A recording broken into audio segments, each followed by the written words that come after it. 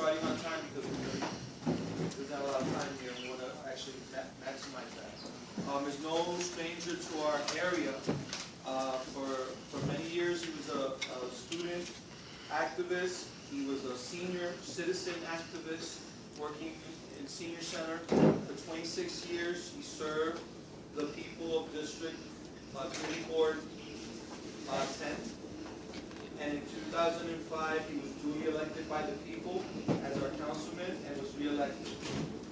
He has been the chairman of transportation and now is chairman of technologies, and has been a great fighter for us in our community. Without further ado, your councilman, my councilman, our councilman, Councilmember Jimmy Vacca.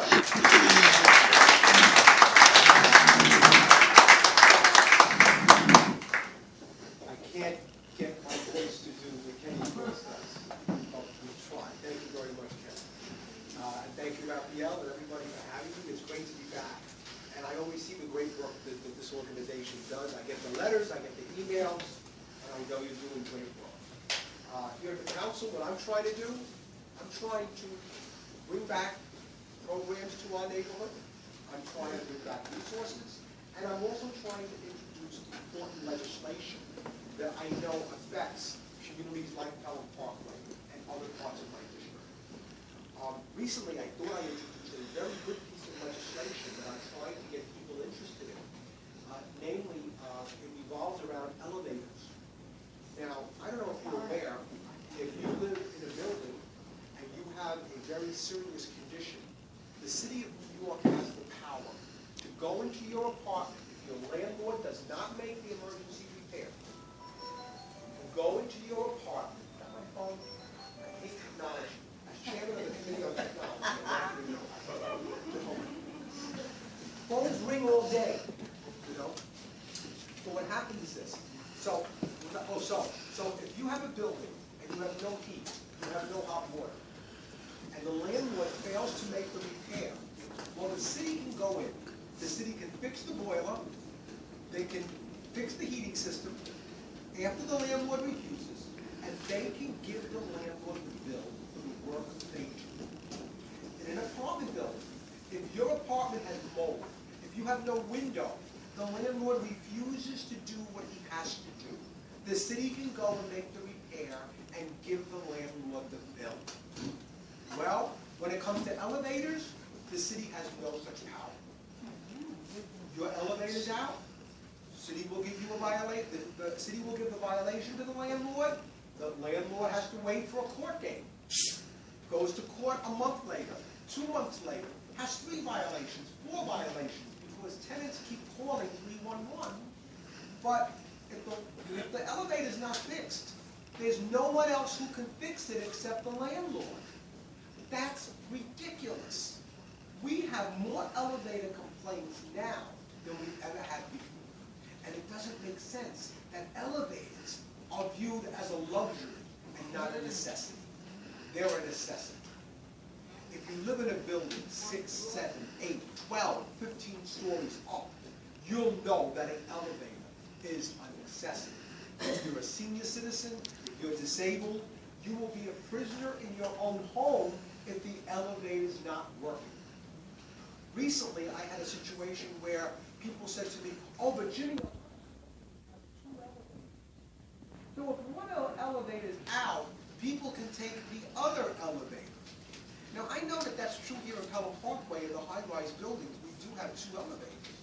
But I want to tell you something. I know of a building where they have 2 elevators.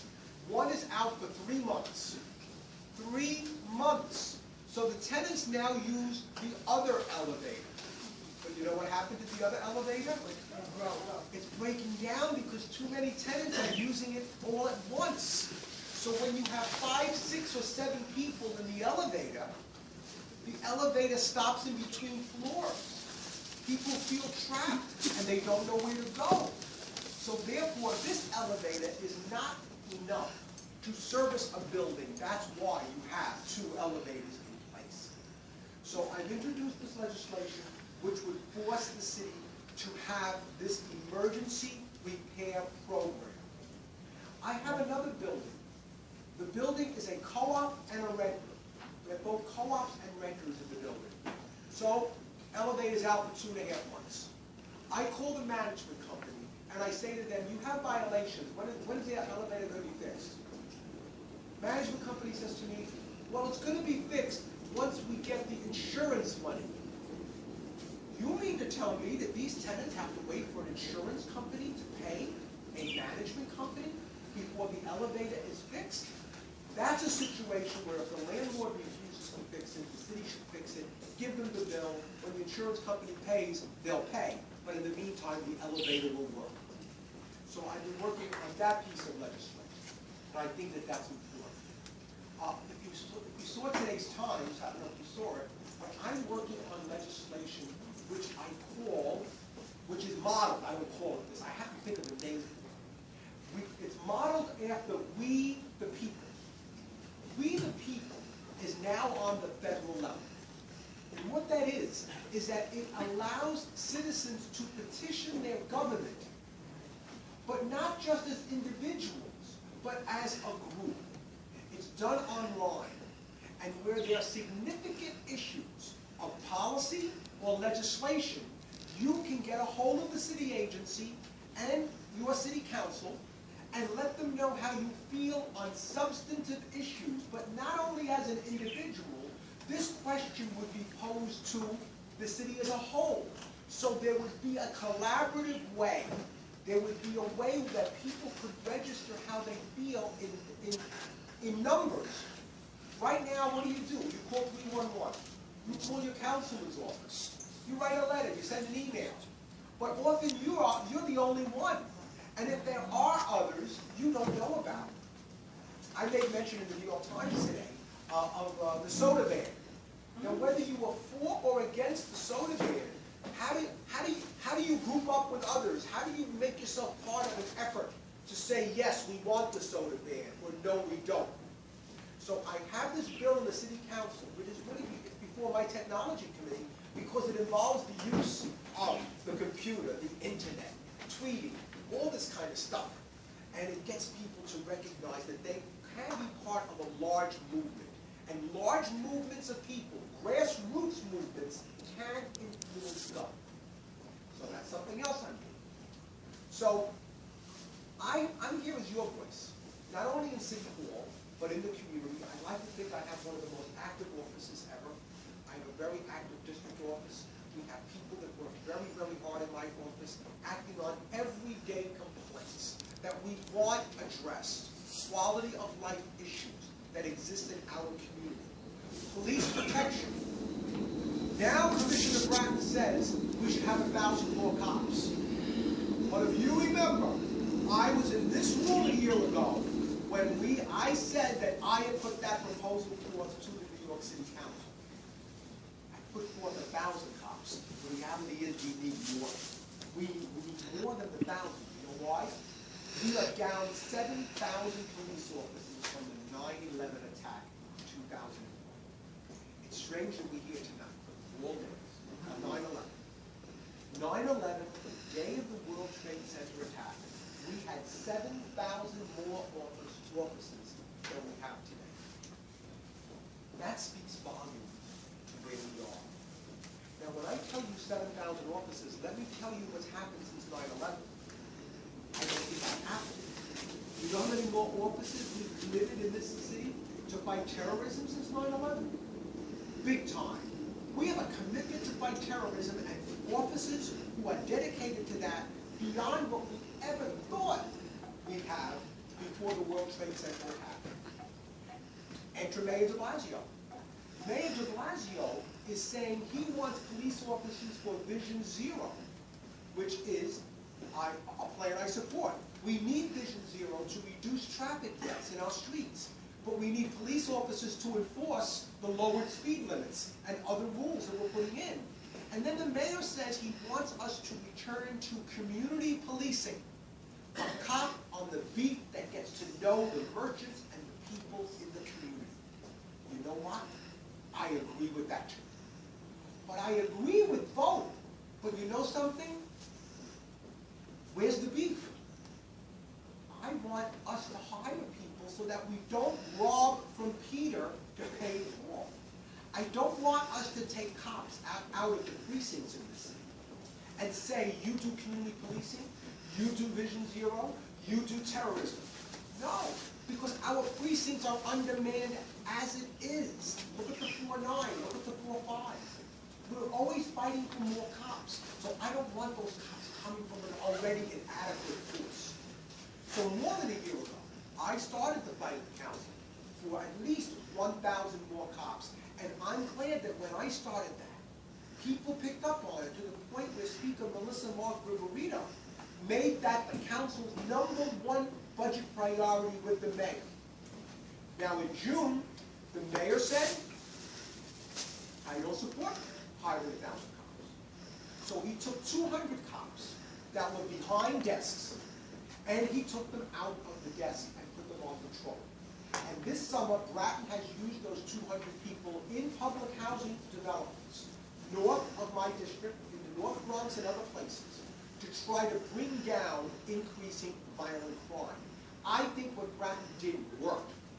But I'll be honest with you, what Bratton did was put his finger in the dike. Because it's a temporary stopgap measure. We can't be replicating that over and over and over. This young lady I know who is. What are you doing? You don't know me? I know you. I'm famous. You're famous. What's your goal? And I got to know. How do you call me the master? The boss. Dinosaur. No.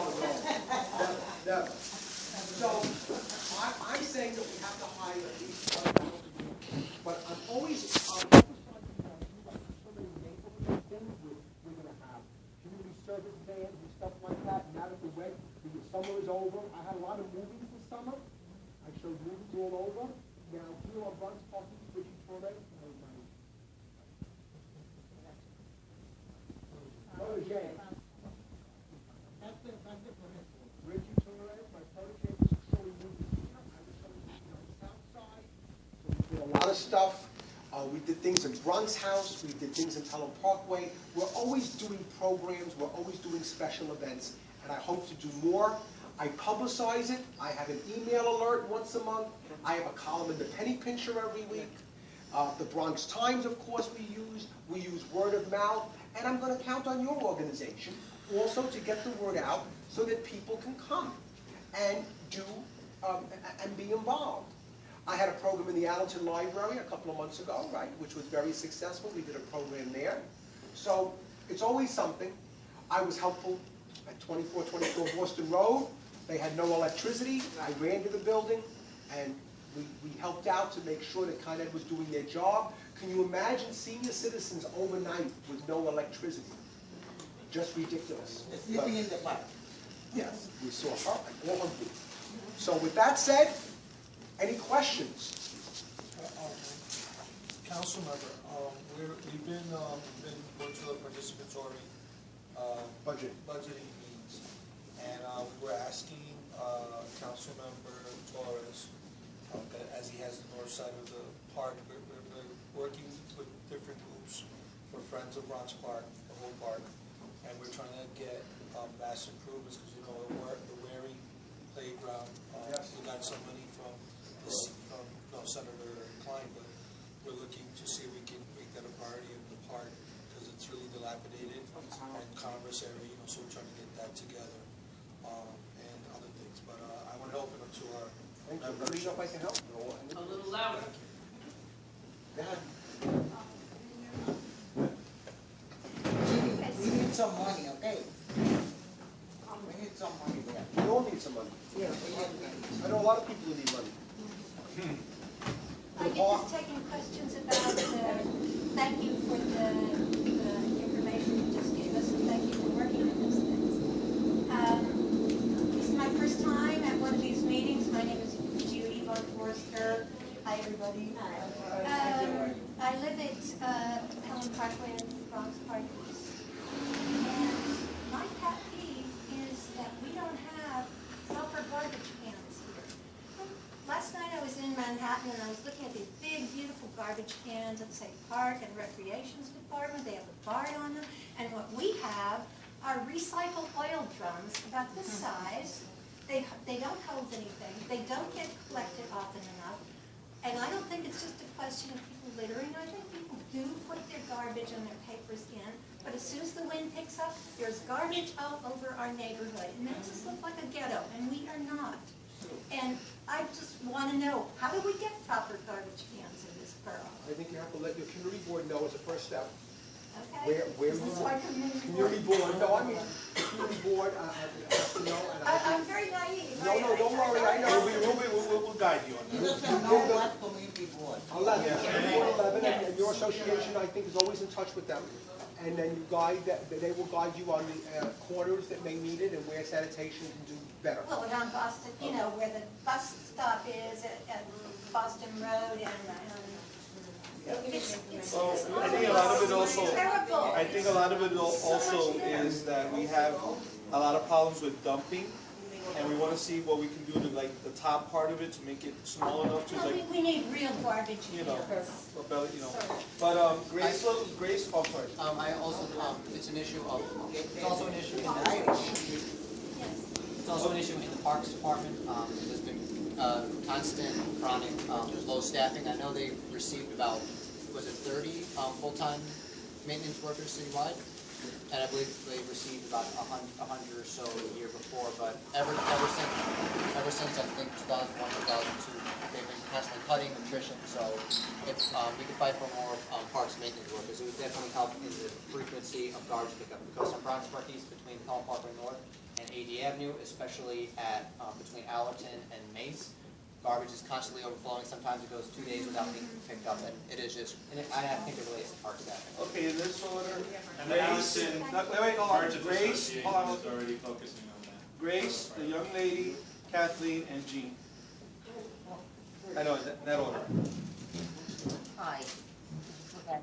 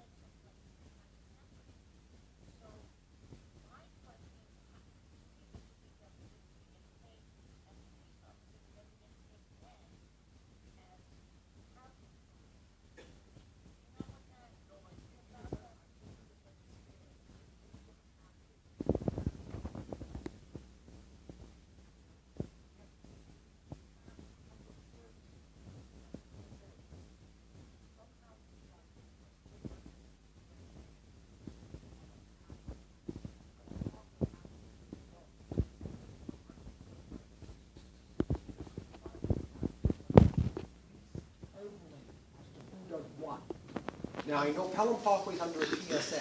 It doesn't mean Pelham Parkway is not under a PSA. The 49th is solely responsive to calls there. In Bronx Neck, I have a PSA, but it doesn't mean if the 45th precinct does not respond. It means that there is an overlay that's a little different. It's more administrative than anything else. And a PSA is, Public service area, I think it's called. Yes, PSA, public service area. It's old terminology from NYCHA years ago. Should be the housing police, and they changed Right. it. Young lady? I really love the idea of the citywide database for people to make complaints. That's awesome because there are a lot of different things that have been. I have to call the councilman's office many times. I speak with Richie almost every other week due to things that are going on with my own cases, public assistance or food stamps. Also with other friends with housing. And a lot of things are completely being thrown out because, oh, they're a low-income person, they really don't have that much of a say, and a lot of our complaints just get, not from the councilman's offices, but from all the other departments within the city. A lot of our complaints get dismissed. A lot of, they either dismissed or just not even thought of. Right. And a lot of those very big domino effect that affects large parts of different communities. For us, we live in Parkside housing, and we see on a day-to-day basis how these things are affecting people that are around us, and this is like the lowest income area in this area. We see people that are constantly working harder and harder and harder and getting less and less and less. We have people that are in our projects that are actually starving at the moment, even though they receive food stamps. Like with the elevator complaint, we always, almost every last elevator in the complex goes down on a repeated basis. The security is, the doors are ruined, people can just come in. We consistently have problems with people coming in and using the stairways for things you really don't want to come down the stairway and see, especially if you're with children. So many of the issues you're raising are common issues that we deal with every day. You mentioned food, and I have to tell you a little experience I had about 7 weeks ago. A person who also works with a senior citizen who has mental health issues, and the senior citizen needs food. So Larry Gallegos from my office and I, we called all the food banks that we have in our community and outside our community trying to locate food for her. Every food bank had no more food left, empty. So I then said, well, let's take care of this lady, which we did. But then I said to myself, if the food banks in my community are empty, I can only imagine what food banks throughout the city are experiencing. Again, I called Melissa, talked to Rita, the speaker, and I said, why don't we do something citywide? Now, every year on August 26th, I conduct a food drive for the Pelham Parkway Food Pantry on Holland and Lighty and Mother Teresa Way. We do this August 26th, which is the birthday of Mother Teresa. So this year we did that citywide. We collected food for food pantries. We had 35 out of the 51 councilmen participating. We gave a lot of food to our Pelham Parkway Food Pantry, and I know that we filled up the pantry that day. But the reality is, ladies and gentlemen, if ever you have cans, if ever you have macaroni, if any of you have anything like stuff you don't use, we waste so much food. You have no idea what we waste. There are people who need them. And here in Pelham Parkway, we have on Holland and Lighting, like I told you, we have a food pantry. Give them whatever you have. Open up your hearts, open up your shelves, and the need for food is constant. We take food for granted. We think that everybody has 3 meals a day. That's not the reality. And we found that out the hard way, and we were able to put something together just next month. Kathleen Energy. And back to the issue of garbage in the area. One thing, I always wondered why Pelham Park, like White Plains Road, was so filthy. And it just came to my attention the last couple of months that some of these sanitation companies, they'll send a guy ahead to throw the garbage bags into the street. The truck will come back around to collect those garbage bags. But when they throw them in the middle of the street, some of these bags open up. They pick up the garbage, bags thrown in, and whatever garbage has fallen out of the garbage, of the broken garbage bag, they eat. And we've had this particular problem with sanitation salvage. I have taken pictures of all the refuse that leave behind. I spoke with George from the Rainbow Guide.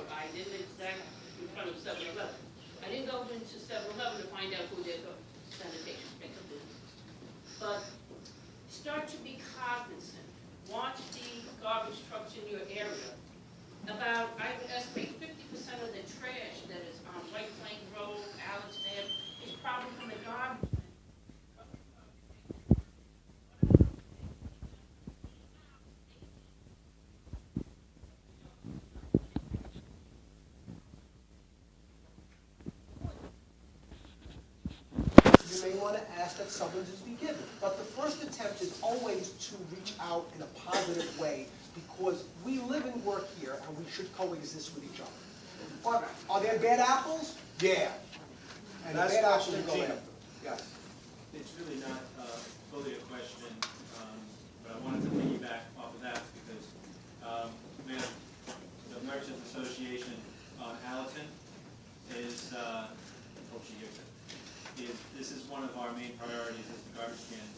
Jimmy, actually, when we first started the Merchant Association, was the first one to reach out to us to help us get the larger.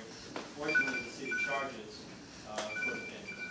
And unless we're a bid, which is not the idea of Allerton Avenue right now, and probably not for any time in the near future, those bins that you're talking about, we'd like to get. Unfortunately, we have to pay the city for them because they're not free. We have the right idea. We told Jimmy, we said, listen, we really don't want to use tax money for this. We have the right idea of advertising on the side and getting sponsors, if you remember that conversation.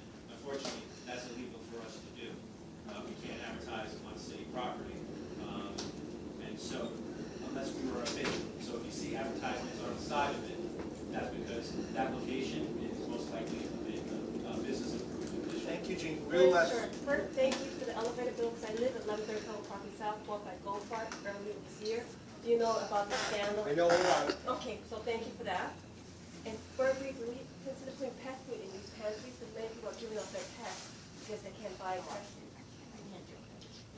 No, in this, you know, I sometimes didn't think, to be honest, they could coordinate with, you know, animals. Yeah. We don't have animal shelters in the park, so. No, we do have animals, so. I never thought of putting the pet food in the food pantries. Let me find out about that. Do some pantries have it? I never thought of Very it. limited, but if we could have it in the Bronx, that'd be great. So Yes. people, I think it's sad, Julie, they I don't never give thought up of their it. pets because they can't afford. They can't afford the pet and then they get rid of the pet. Yeah, and that's. There's a lot of. Okay. Thank you, Great. Councilman. Thank you, everybody. It's great to be here.